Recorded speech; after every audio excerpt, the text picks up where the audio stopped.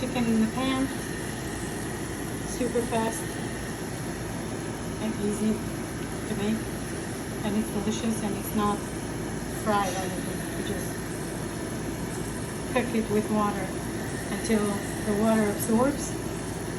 Turn off the heat, close the pan, and store it.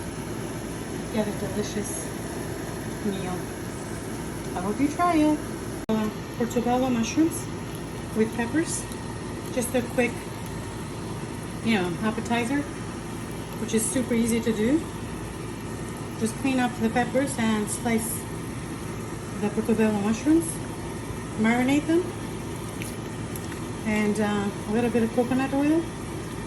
Close the pan, leave it for 15 minutes to cook.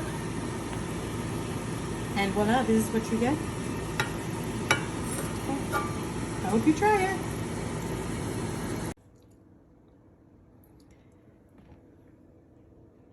This is our dinner.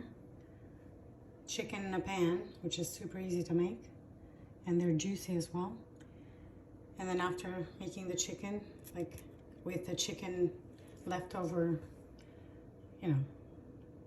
oils, I cooked the portobello mushrooms and the peppers in a pan.